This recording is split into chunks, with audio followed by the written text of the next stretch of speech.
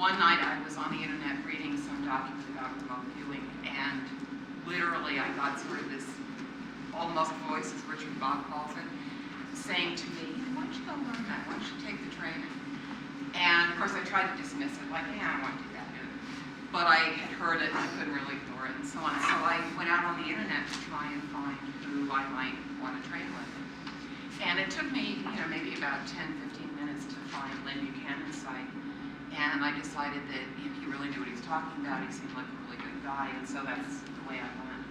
So I took the beginner training right, very soon after that, and then over the course of about the next year and a half, I went on and completed the advanced training. So, all along I had expected that eventually I would want to do operational remote viewing. I mean, that was always sort of a given. And in fact, in the back of my mind was always the idea that I myself want to run a team of viewers on some project somewhere. And what happens to you, though, I mean, if you all turn out to be anything like me, is you don't expect it when it happens, but one day the phone rings, and it's somebody saying, will you do a session for me? I mean, like a real world, this really matters type session. And for me, that happened about a year and a half ago. It was a client of mine from work who had also become a personal friend, and he knew about remote viewing to begin with, and that he knew I was a viewer. And so he asked me if I'd do a session, and I said, yeah, but don't tell me anything, stop. I need to get an intermediary person put in between the two of us because I don't want to know anything about this, which shocked him. I mean, whenever normal non-RVers hear that, they don't understand. So I did get somebody in place, and so we did start working. And that was my first order case. And it just sort of happened. I wasn't planning on it. I've never hung out a shingle and said, I'm a remote viewer, I'm available or anything. Any of the cases that I've done, which have been, 6 or 8, depending on how you count them, some have been semi-related to each other, have all come to me through word of mouth and through people I know. In fact, at this stage, I don't really want to work for people I don't know because it's too much. So that was kind of how it began. And what's happened to all of us collectively in the RV community, I think, is it's been about 5 years since the government, made all this public, and it's gotten a lot of attention and so on. Our collective focus has been on viewers, training new viewers, arguing about methodologies. I hope we're kind of done with that stage, and the next stage is for all of us who want to become operational, which will resolve all the controversies about methodologies, because this is the reality check, which is what I called it. Not just in terms of this methodology versus that, but in terms of a lot of skills about how do you run an investigation, and how does remote viewing click in with all the traditional means of investigating police cases or whatever. I mean, there are a million applications for this. So,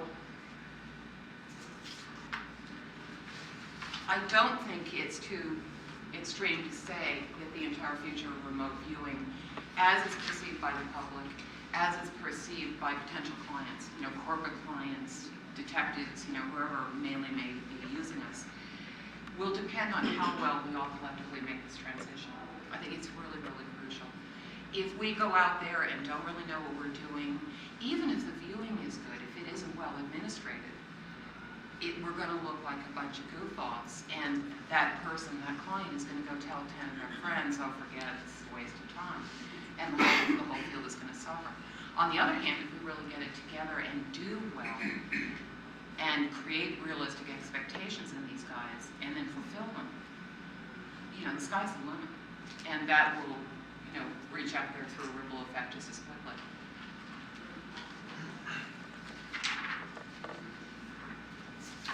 And the reason I'm talking to you today is that in my experience, investigative remote viewing, or real-world remote viewing, whatever you want to call it, it's not just like doing practice sessions. The entire process is different from what we normally experience as practice sessions. And so I want to show you some of those differences. I'm going to make recommendations to you if you think you want to do real-world operational stuff at some point. There's some implications for you and what you want to do now. Just so we're all kind of working with a similar comparison point, I came up with what I'm calling a typical practice session. this isn't even the way I recommend doing it, but just from being on the internet, it seems to be what a lot of people are doing. The tasker selects the target. Now, for some people, that tasker is actually the monitor. I've kind of left the monitor out of most of my discussions today because most viewers I know aren't working with them. So a tasker of some kind selects the target. He gives the coordinates and/or front-loading to probably multiple viewers. A lot of this is going on the internet or through email groups, that kind of thing. The viewers send back their session notes. The tasker sends them some kind of feedback, assuming that the target is feedbackable, which seems to be quite an assumption these days. And then the viewer somehow scores their session.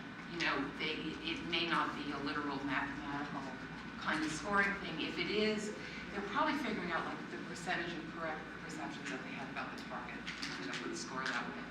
A lot of people will just look at the session, look at the feedback, and kind of figure out what it means.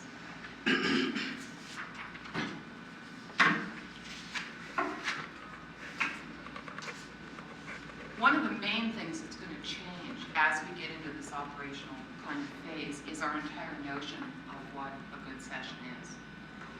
Right now, a lot of people are doing picture targets out of magazines. They're doing, real-world historic events and that kind of thing. But as we get into the operational stuff, what happens is that there's an emphasis on not just hitting the target or describing the target appropriately, but the whole emphasis shifts to what are some really unique attributes about how to describe this target. What you're going to, at least in my experience, about 80 or 90% of what I've been asked to do, many of which were in-person cases, is to describe a location. And so you'll find, this is a real quick and dirty sketch I did, but let's say the viewer does a picture of a house. Okay, this is the target location. And they do a pretty good session. They've got the dormer windows on the top, they've got the tree line in the back, they've got the color. This is, in normal terms for a practice session or something, this would be considered to be a pretty good session. But even if in the course of investigation you've narrowed down your search area to say one town, this isn't going to do it for you because there are probably 10 jillion white Cape Cod houses in some locations. What's really going to make the difference is if the viewer picks up the propane tank that's on the right side of the house, or they realize that just before that house the road changes from paved to dirt, or up the road a bit there's a bridge or a cattle auger. It's the unique things that you can begin to put together into a map, hand it to an investigator, and say, go find this place. So that begins to really change our whole notion of what remote viewing is going on now.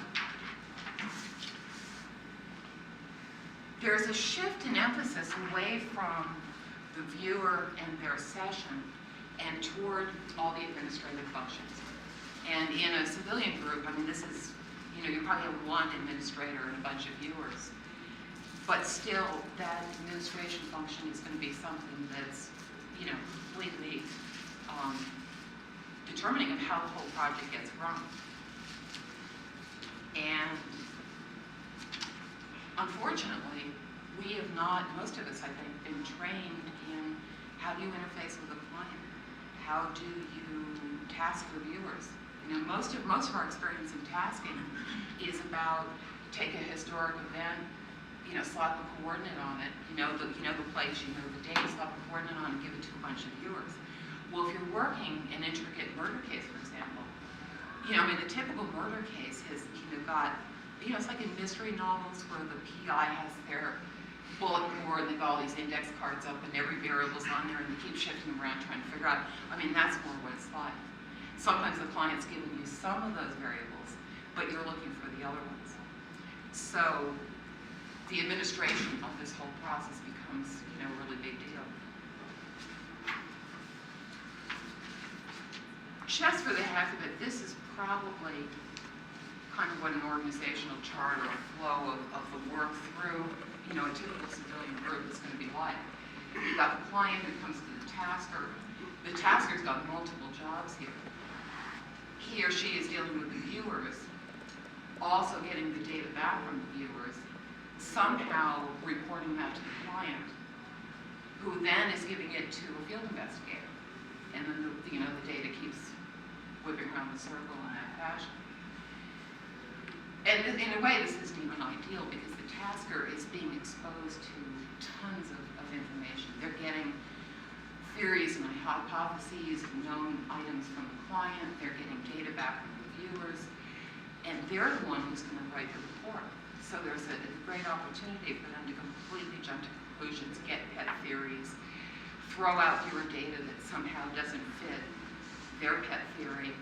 So that person needs to be really disciplined and really structured, or the whole thing will, probably just fall apart.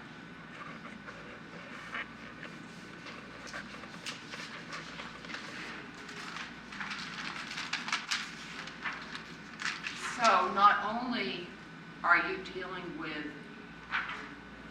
needing a lot of unique data about each target, but you're also dealing with, the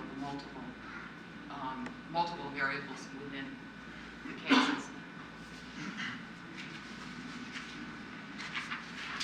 There's another issue that comes up with operational stuff for us that most of us probably haven't even thought a lot about, and that is the tasker, whoever's having contact with our client, is the one who acts as the ethical gatekeeper.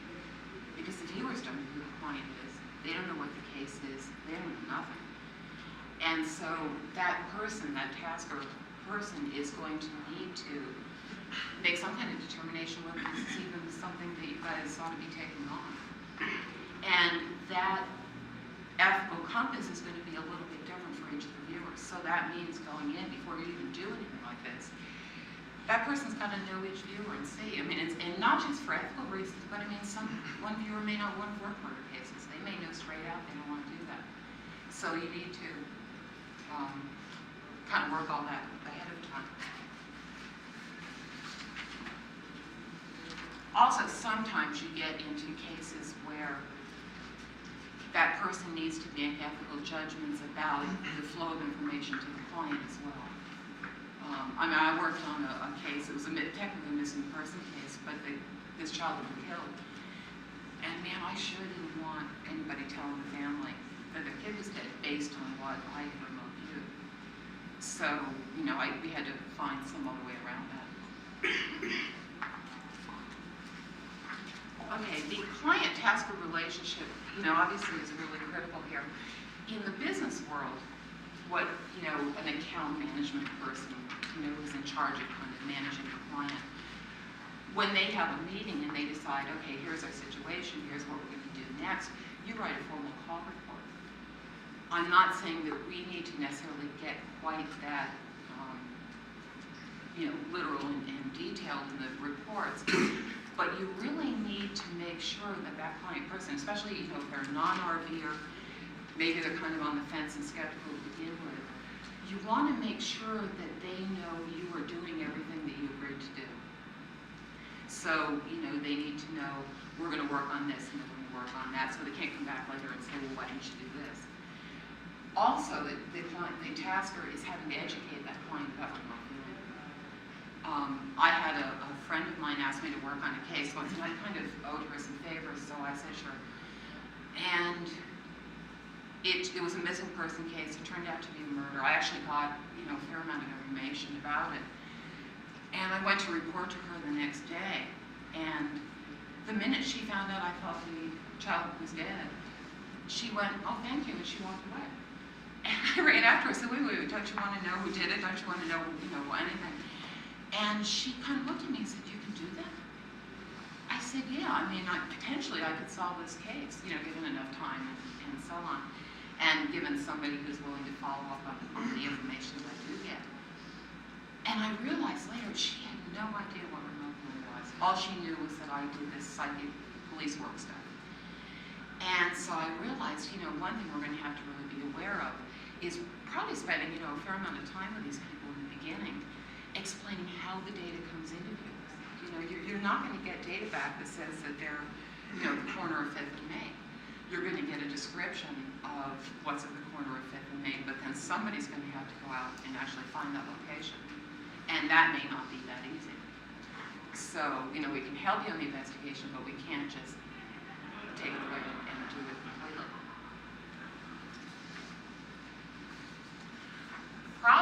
science is. They don't always know what they're talking about. A friend of mine who had me work on the missing child case told me that these were close friends of hers. And she told me that in order to get me to work on the case. The truth was they were, I think, second generation removed friends or something. And I don't know where she got her information, but she told me this child had been abducted out of the front yard while her parents were inside. So on and so on and so on. Well, it turns out later there were no parents, plural. The mother had disappeared into thin air about a year or two before the child did. And the child was not in the front yard when she was abducted. She was alone with the father. It turned out the father was the one who killed her. Mainly, I had spent my session time trying to locate where she was, so it wasn't such an issue. But if I had gotten more involved in trying to actually, describe the murder and so on, that whole picture she painted of the parents inside together, it probably would have tainted my assumptions. So they don't always know what they're talking about. They can't always define what they need to know.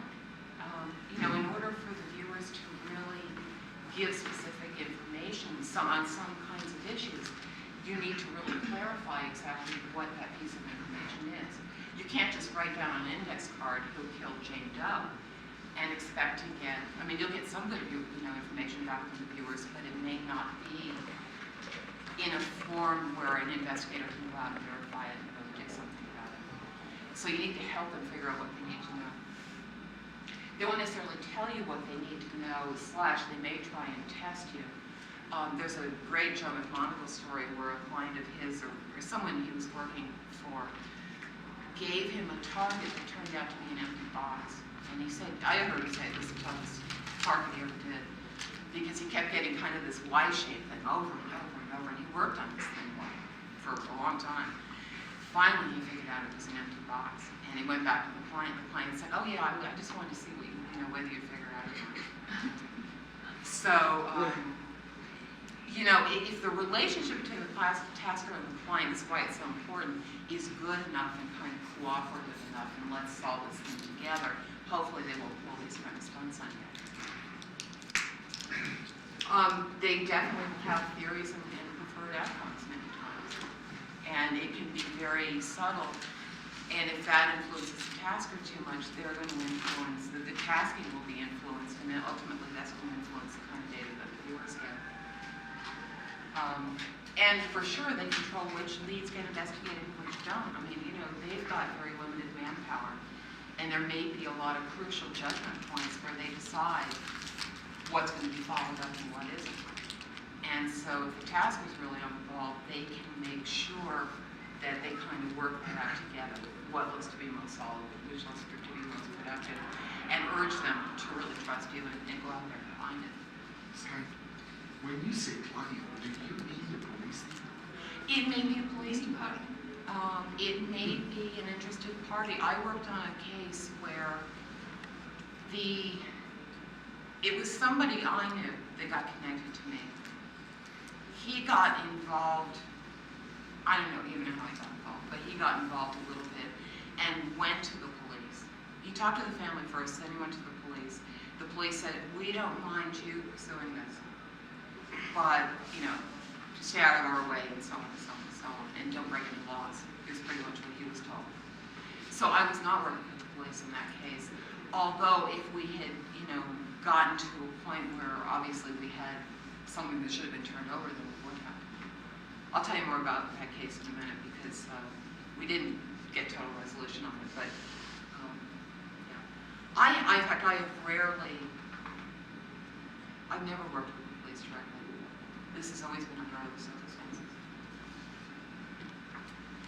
So,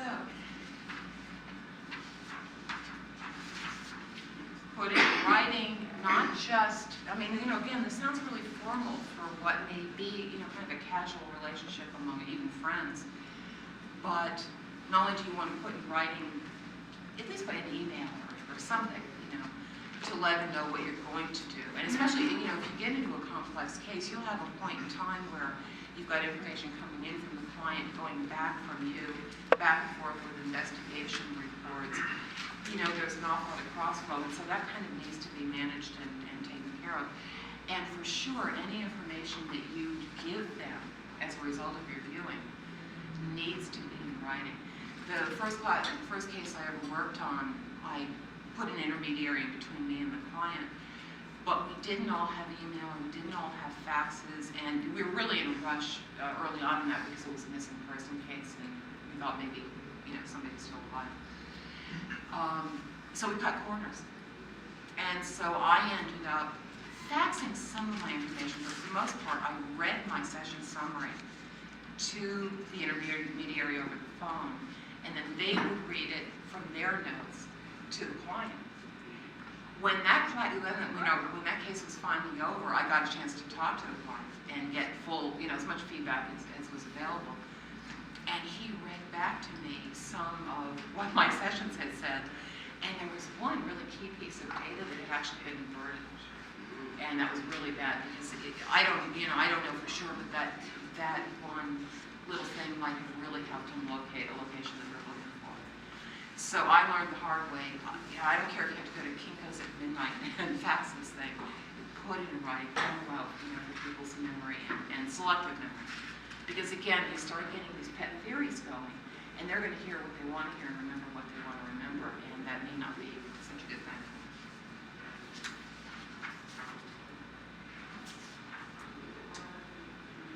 Now, the tasker is in charge of overlay control. I mean, you know, we're all familiar when you're a viewer in a session, you're in control of your own AOLs. You know, however, whatever method you have of dealing with that problem, that's your responsibility. But when you look at the entire flow of what's going on between the client and tasker and all these viewers and reports later and all this stuff, one of the tasker's jobs is to make sure that information doesn't get leaked between all these various people in an inappropriate way, or, you know, it's going to get way out of control. You know, you've got enough variables and enough stuff going on without all that leakage. And especially, they're responsible for their own overlay. You know, again, they've been exposed to information from a whole bunch of different sources, and you know, they need to be really careful that they're being objective about what's being reported.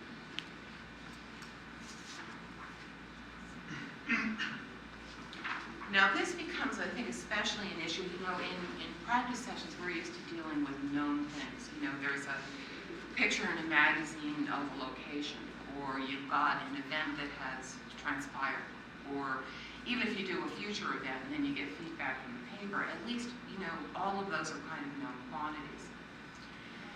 If you've been kind of lax in how the viewers have been doing practice sessions and so on, and if in fact they've been going telepathically to their tasker, to their teacher, to a really good viewer that's part of the group that they respect, I mean, if, you know, that's what's been going on in a target that's a known thing, well, especially for, you know, a tasker or a monitor or somebody who's actually seen the feedback, what they're going to be picking up is accurate data, because it's known, you know, by the person that they're picking it up from. In a case, you're working a lot with unknowns, obviously, or they wouldn't come to you to begin with. And if the viewer tries to pull that same stunt and try and get it off the tasker or off their monitor or off somebody, what they're almost certainly going to be picking up for them are all the AOLs and their own, you know, conjectures and so on. I had a situation, and this is so subtle too. I had a situation where I was helping a friend of mine with something on case. He went out into the field to try and find a location based on my first few sessions that I did. And he found a location that seemed to fit the bill. But I mean, I can't say that it definitely was it, but it was, you know, definitely in the right area, the right ballpark. And he really fell in love with this therapy. He had the whole thing worked out. He had well, in this case, there was a suspect that almost certainly was guilty. We were looking for a body and evidence and stuff in the case. He even had worked out how the guy had gotten access to a key to get into this place. I mean, he had the whole thing wired. And in one of the last sessions I did for him, as I'm working along, I kept getting hydroelectric plant, hydroelectric plant, hydroelectric plant. It's like, all right. And finally I got a chance to talk to him. He had not even seen that session, but he's giving me feedback about what he discovered in the case. And he goes, you know, I found this great site, blah, blah, blah, blah, and it was a hydroelectric plant. And I went, whoa. And then I had to stop myself for a minute and realize, you know, I may have gotten that from him. I mean, I can't say that my session was confirmation of him at all. I mean, I would love to, but you know, I just can't. And unfortunately, you know, we were looking for a body. If in fact that was the location of the body when it was hydroelectric plant, and huge turbines and stuff, well, you know, no wonder we couldn't find the body. So it made me very, very aware of just how easy it is to taint data in between. Now, I mean, he and I didn't have any direct contact. You know, there's nothing we could have done procedurally to have prevented that, but it just made me aware of the problem. So, Skye, do you think there's a problem with a group of viewers then that would have, I don't know about the dynamics of the group viewing the same target, but... Oh yeah, it's called telepathic overlay, and it definitely can happen. I mean, I'll tell you, if I were working a target and I knew Joe McNaughton was working it too, do you think I'd go to the target and try and get the information myself? I think that on a subtle level there'd be a lot of desirability to maybe go try and mooch it off him or mooch it off his feedback moment or, you know, something. I'm not saying that would always happen, but there's certainly a lot of danger of that. Paul? Just, telepathic overlay is really a problem, but it's not something you can't teach yourself not to do. Now, I won't go into it now because I don't Right. want to go, but I just want you to know there's a disciplinary element where you have to force yourself not to do it. So, go ahead, we'll talk later. But most of the viewers out there may or may not. Some of them don't even know it exists. Half of them out there don't even know telepathic overlay exists, and the other half, you know, may not know what, you know, how to deal with it and so on. I just think from a practical standpoint, it's like, you know, there's all these string of viruses that have been out there in the last, you know, couple of weeks. There's a new one that just started yesterday. If you want to absolutely positively make sure you don't get that virus, you don't download your email at all. Now, I mean, yeah, sure, could you download email and not get the virus? Yeah, but if you really want to be safe, you plug that communication line where possibly contamination could happen. So,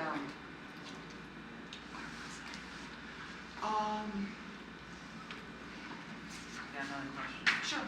I'd like to know about how much platforms influence. I know there's telepathic overlay, but I've heard things about platforms can interfere too. Thought forms, you meaning like a psychic manifestation, like a Yeah. being that's been created? Well, no, platforms like everybody's running their own thing in their own head. This kind of creates like a telepathic overlay, but it's not really, I don't know, I'm looking for definitions. Like a noise, you mean?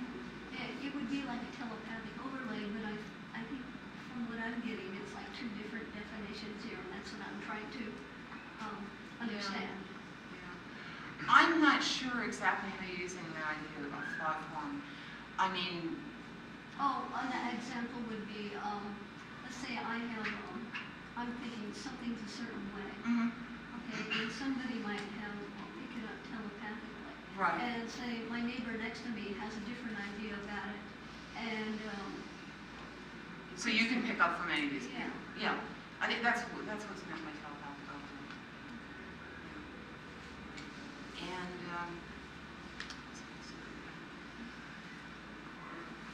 I don't know. Yeah, but it certainly can happen. I know I was going to say, some people have felt that, say, some of the targets that are out there on the internet that, I don't know, maybe thousands of viewers have all gone to simultaneously, that in a sense they become very muddy because you've got all these people who just kind of muddy the waters and so on. I don't know if that's true. I mean, you know, you have to set up a test for it or something. But that would maybe be kind of what you were describing.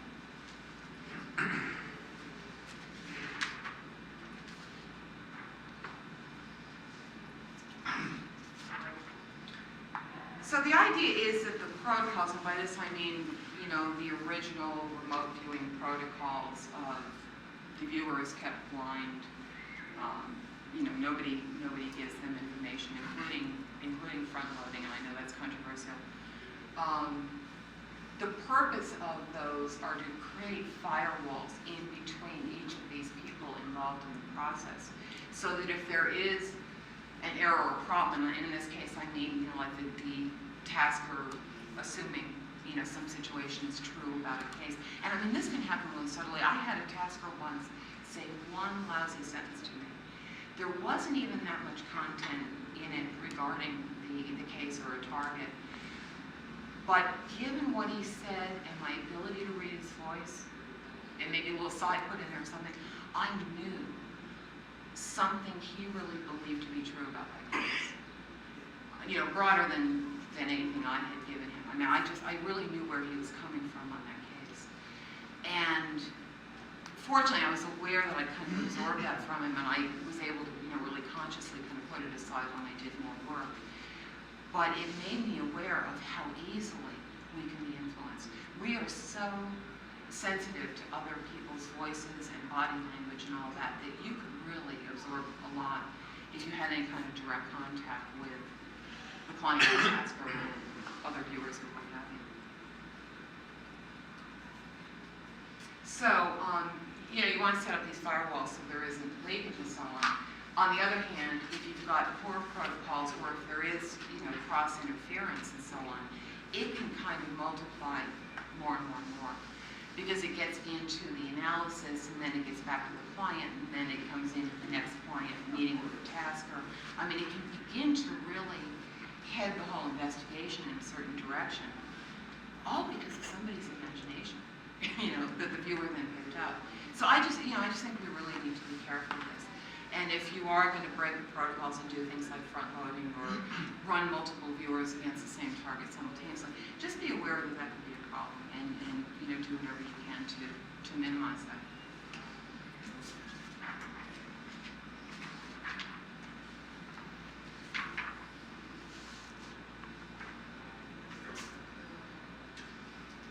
Okay, so the firewalls more specifically are that the tasker screens assumptions and erroneous data from the taskers themselves, and in many cases this means screening out what he sees by pet theories and so on coming from the client. Now, the client may have pet theories, and there's nothing wrong with starting with a hypothesis and saying, well, let's do some sessions and test this. But you need to be very careful about how exactly you task it. You can task to get possibly the answer that you want. And so, most of us don't have any training in this. And I haven't even done it that much. I suspect it can get very sophisticated. But anyways, you want to be aware of that. The tasker does not communicate with the viewers. I would say, most of us are working these days by email or fax or something. I would say they should just, if there's no monitor to buffer the viewer from the tasker, and in that case, the monitor should be on. I would say the tasker really should just email coordinates and maybe some movement exercises if you want to remove the time or something relative to that target. I prefer to work with no front loading. I think it's better, but I know that's controversial. A lot of people like to use it. If the monitor's in the same room with the viewer while the session's going on, I think it's really critical that they absolutely not know, because again, body language, a lot of those subtle things. I've been in a session where, a training session, a lot of people around the table know what the target is, and I'll say something, and write down a perception. I can feel from the room whether they think I'm right or not, So, avoid tasking multiple viewers against the same target. Part of that's for the overlay problem. The other thing is that if, as a civilian group, we've got just a few viewers working on what can be a very long and complex case. You don't want to burn them up, and you don't want to burn them out. And by burn them up, I mean the viewer, in a sense, ends up front-loading themselves in that, you do a session or two on some situation, like one of these missing person things, where you kind of know what the situation is. Now, it's your own data, and maybe you're right, maybe you're wrong, and so on. But as you do more and more and more work on it, you have more and more of a sense of the entire situation. Let's say later on, there's a tasking that's really pivotally important. I mean, the entire investigation is going to kind of go one way or another based on what the answer is to this one issue. You may not want to give it to a viewer that's been exposed to all this other information because you know they're going to tend to think something, just because of the way we normally think. You know, they're going to tend to think something. And it's asking them to battle an awful lot of AOL. So you may prefer to give it to a viewer who's a little bit cleaner and fresher. And that's okay, because, you know, sometimes you have viewers that don't have that much time. They're not going to be able to do a session every night or something. And, you know, maybe you sort of keep a couple of those in your hip pocket and give them, you know, things later when you really need that clean viewer. And the tasker needs to be really careful about the conclusions and, you know, what's called consensus reporting, where the bulk of your viewers may have pretty much the same perceptions about something, and then you've got maybe one or two viewers that are, you know, somewhat at odds and so on. You really don't know who's right, whether that sort of consensus view is right or whether those one or two other viewers are right. Part of it may have to do with this telepathic overlay situation. It's possible a lot of those viewers are kind of picking it up from each other. You end up having to weigh all this very carefully. I mean, you know, you're looking at how good you know this viewer to be. How much are you willing to trust that viewer based on what you've seen in the view before? How much are you willing to trust that one? A lot of times it may be best to give a client all of it in a way that's clear to them. You don't just dump a lot of data on them. I knew a case where a number of viewers were working on a location, and each one seemed to have a really different structure described. Well, it turned out there was a building on this lot that was very, very architecturally diverse, and each of the viewers was right, and they were each focusing on a slightly separate aspect of that building. Now, it might have been better if the tasker had sent them back. I mean, realizing that he was getting contradictory data, or maybe contradictory data, might have been better to send them back and tell them to move around the house, or try and figure out what was going on. But if, given, let's say you've got 3 sessions and they're all slightly different, if the tasker had somehow chosen 1 or 2 of those people's sessions to report to the client and not another one, maybe that other one was that the view of that particular building that was visible from the street and would have been the one that actually would have been most useful. I mean, you can't assume that it's wrong just because there's some contradiction. So.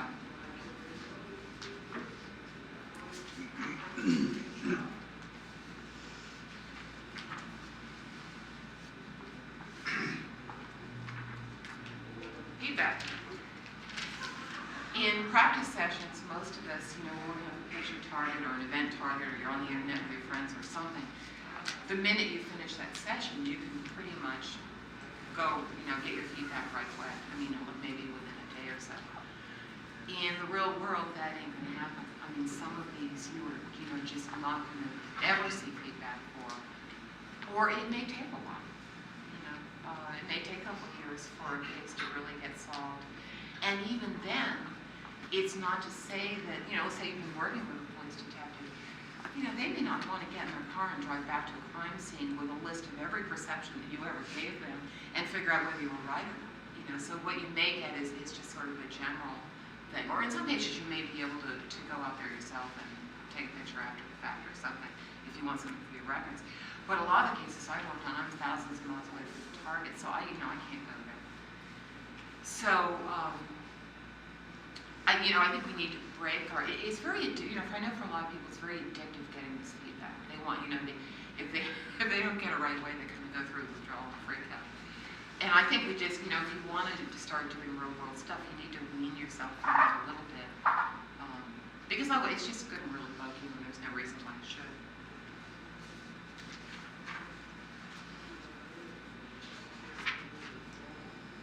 Okay, in terms of training, I think there's some implications of all this in terms of what we need to do now so that we are ready when that phone call comes and we start really doing operational work.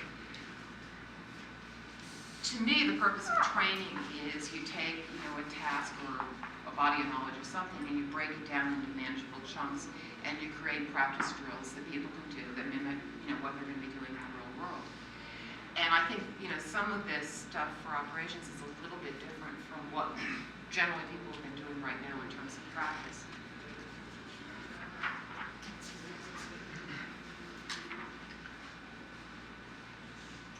I would suggest, especially, if you've been part of a gang of people that's been kind of loosey-goosey about how you go about these things, you may want to run these things really blind. I mean, really, really blind. I mean, as close to triple blind as possible. Triple blind meaning nobody knows what the target is. And what I've done and what is really pretty easy to implement is you come up with a huge target pool of like 300 targets. And I mean, they can be picture targets, they can be just things written on index cards. You can get them from your friends, I mean, you can actually collect a lot of these fairly easily. But if you really want the viewer to not be tainted by anybody who knows what the target is, they would draw an envelope out of this box, and even if they know some of the targets that are in the box, they don't know which one's coming out, especially when you get big numbers on them. I just have a lot of picture targets. They're all just stacked. They aren't even in envelopes. And I just stick my hand into the stack and pull one out, keep it face down, do the section, and then I've got it. Definitely keep the monitor blind. I don't know how many people are working with monitors. Most people I know aren't. But it seems to me from the internet that a lot of people who are working with monitors, that monitor always knows what the target is. And I think there's a big difference about what you do when you're first learning how to do this and what you do later. And I think, at a certain point, you really need to make sure your monitor doesn't, because they really can be taking their hand. Only one viewer per target. I mean, I think at least a lot of the time in practice you ought to be, doing it that way, just to be sure that, for one thing, that you're not psyched out by it. I think sometimes a lot of resistance people have to not, the idea of not getting front loading or not getting some kind of idea what the target is from somebody, is maybe they're a little bit afraid of what happens if they have to fly totally blind. And it takes an enormous amount of trust. I like to work blind, and all of a sudden I'm describing a location. I don't know if the target was a location. I could be out in total la-la land. On the other hand, it's kind of cool when you find out later that of all the things that could have been in the whole universe, I was describing a location, and it was the right location out of all that. So in a way, it's a confidence builder. But I think for a lot of people who haven't been working that way, it may be something you kind of need to work into. I would say practice explaining remote viewing to a role play client. Take one of your friends or a husband or something, and try explaining this in really simple terms, but in a way that gets them to trust you and feel that you know what you're doing. It may not be that easy. What's the bare minimum information that you would need to get them to understand in order for them to work with you effectively? I also, because we don't have a lot of experience with tasking, I would say definitely take a complex case of some kind, get it out of a newspaper or something, and practice how would you task this to your viewers. Not just by giving them kind of the global overall situation or a very broad open question, but how do you get them to go after really specific pieces of information. And possibly, try tasking it a number of different ways. I mean, usually there are a lot of different ways you could get the viewer to that. Try it a number of ways and see what works best, or see what works best for different of your friends. Yeah. Skye, quick question, Skye. Is there a resource for sample taskings available for a case, for example? Is there some resource where you can see how? Yeah, I know Lynn's AWP program. At one time, they were trying to get from some police departments their complete dossier on some cases, so that they could do practice sessions on real cases with really good, really full feedback available and so on. I don't know if that ever even happened. I mean, how would we know how to emulate a tasking if we don't have examples of how tasking good models? Well, I've done a little bit of it myself. I think you need to start with what's the problem you're trying to solve. In other words, take a murder case, for example. I'm saying don't just write who killed Jane Doe on the card, because they may know that already, you know. How would you find a body if that's what was missing? Let's say they've even got that, but what they're missing is some evidence. I don't know, how do you get the viewers to go after evidence that maybe the police have missed? I mean, you know, I think sort of start thinking that way, and then just, you know, consider it a challenge and see if it works. Bubble your way through. I mean, that, you know, mostly what I've seen among the civilian groups is that we're bubbling our way through. And also practice, how do you task or retask or ask the viewer to go back to a target in order to get the propane tank, the, you know, transition from paved to dirt in the road, I mean, that kind of thing. It's not something we've done, and I know I was working on a case one time, and it was a location. What I'd done for this one person was a lot of trying to find locations. And I got a basic description of a building, and I knew probably what was going to be best for him, and I was guessing, was if I did, you know, kind of a map of the area. And I went to some of the things that were around this building and drew him a map of kind of the major landmarks and where they were relative to each other. And later on, it turned out that he was trying to find this place, but had no idea what kind of place it was. And I had never gotten into that room. I mean, I gave him a description of the exterior because I thought that was what he was going to need most of. And when I gave him my notes, I said, you know, if you want more information on this target, please ask, because, you know, I'm sure I could give you a lot more, but this is what I got kind of as a first go. Well, he never came back and said, describe the activity taking place in this building, or describe the people, what do they do, you know, anything, which would have told him what kind of place it was. So some of it too is, you know, if you're playing Tasker and your friends are playing viewers, they give you some sessions. Try to imagine that that's a session for a case and you need more detail. What are you going to send them back for? I mean, you know, because you don't want to leave them either. So how do you look at what they have gotten so far and tell them to go back? Tell me more about this element that you had in your session. Tell me more about that element. Or can you go back to the target but move, you know, 6 months in the future? So I was doing a target one day, which was summertime, present time. And in the middle of the session, all of a sudden, boom, I saw the place in winter. And it was intense snow and ice. This was obviously, you know, pretty far north. And so I went ahead and reported, even though it wasn't what I'd been asked to do. But I mean, a little detail like that might help because it would, you know, minimize the search area. Or if you've got a lot of fall leaves in the fall, you know what kind of area that might be within the country or something. Do you have any control when you're doing this? Say, I want to go to the mailbox, I want to see the address on a letter. Viewers see the have house a number. really hard time getting words and numbers like that. What's more likely to happen, and I've certainly seen viewers do it, is to hear the word in your head. You're not going to get a whole address, but if you're lucky, you might get a town name or a state or a partial town name. I knew a case that was really helped a lot because somebody just got the first syllable, but that in conjunction with everything else could really help somebody zero in on what the location was. So,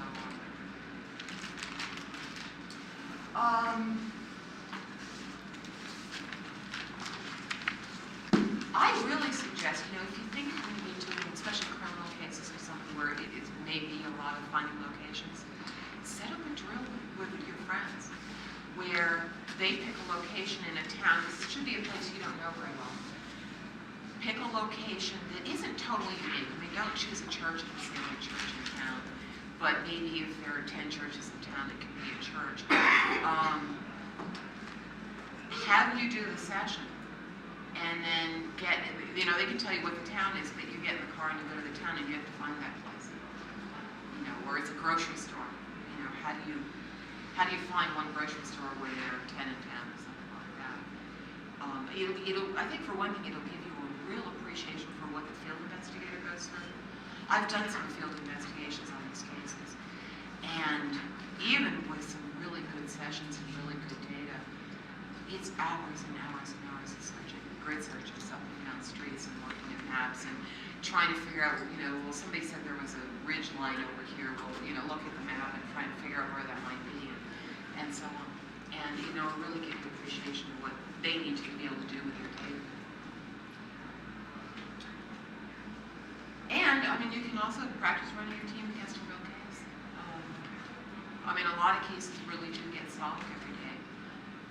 You may not get feedback right away, but, maybe within a year or two you will. But at least you could go through the dry run of how do you break down the whole thing when you do.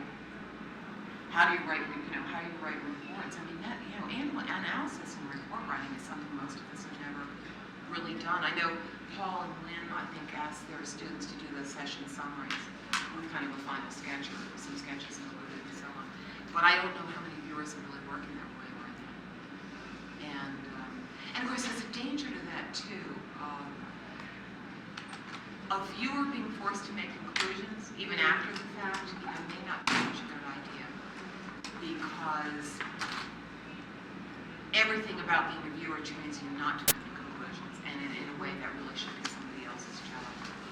In the midst of a real life case, you don't want them to do that for sure, because you may ask them to keep going back to the same target over and over. So you don't want to give the viewer any feedback on a case until you are absolutely really sure you're not going to need them to go back to whatever it is. I've had a tasker tell me a little anecdote about the case, never thinking we were going to go after that. And then eventually we did decide to do a little exploration in that area. And 1 minute into the session, he was out. And it was, I was right. That was the situation he described to me as what a task he was. In a way, it was okay because we didn't know too much about it. But based on what he did know, there were certain assumptions you tended to make, and so I had to fight those a little bit. So, what else?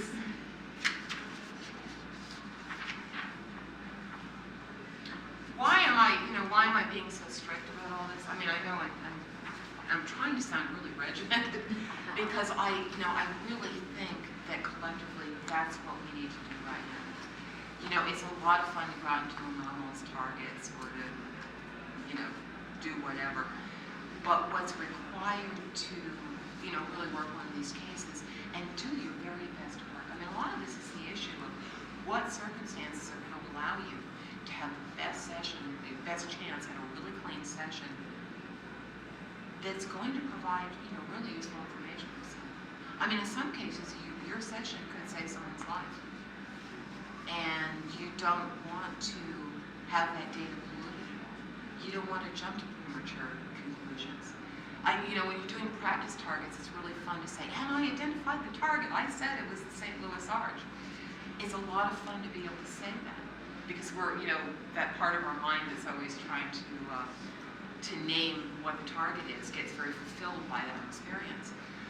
But you're always taking the risk in saying it's the St. Louis Arch. You are much safer in saying it's a metallic arch structure in an area that is near a river and blah, blah, blah, blah. That much is much truer to what you actually experienced during your session. You didn't have the experience during your session that it was the St. Louis Arch. That's analysis that you do later. And if somebody's life depends, finding an abducted person before, anything bad happens to them depends on somebody being able to find them. You're much better off being real conservative and just reporting the description, that kind of thing. So that's why I'm being so strict about all this stuff.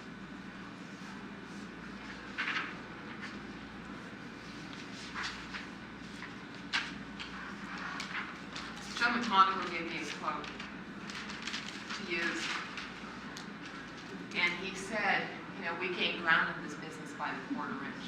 It's a very slow battle. That's what this morning was all about, was just what's been necessary for the research people to even get these people to acknowledge that maybe there's something here that needs to be, defined a little bit. And we lose it through stupidity by the audience.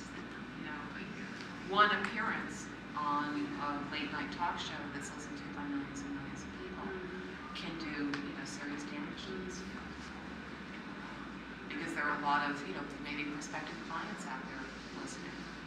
And if they're turned off by the whole thing, or if they start hearing about, prophecies that don't come true and so on, it's going to be very difficult for us to get somebody to take us seriously. And if they do decide to take us on, I think we're going to get a lot more of that, let me test you and let me not quite trust you and not, let me withhold information, which, is really seriously going to hurt any investigation that we get involved in. So, are there any more questions or comments or? How do you decide how to charge for your services? I don't. I mean, actually, I've worked on some cases that were speculative in that there was a reward. But I wasn't in it for the money. I have heard $150 a session dancing around. But session can last the session can last a very long time. And that includes writing to the report and all that kind of stuff. So this is not a way to make a lot of money. Not at this stage. You should be able to charge the same as a private eye. They usually get $150 an hour. Yeah. Where do you go to learn how to do remote viewing? We've heard what to do with it after you get it, how to do this, but we're dancing around the sun. Where do you go to learn it? The procedure. Well, I mean, you can take classes from one of the ex-military viewers. I mean, I took classes from Lynn Buchanan. From Lynn Buchanan. Yeah. This- And Paul Smith, who's helping to run this, also trains. There are a lot of places. I think Morehouse also has. Yeah. And certainly there are people out there that are really talented at this. They've never even heard the word remote viewing and have never been trained by anybody, but have kind of figured it out. Well, I chanced, and I do the same thing everybody's been talking about all day, but I don't call it remote viewing. Right.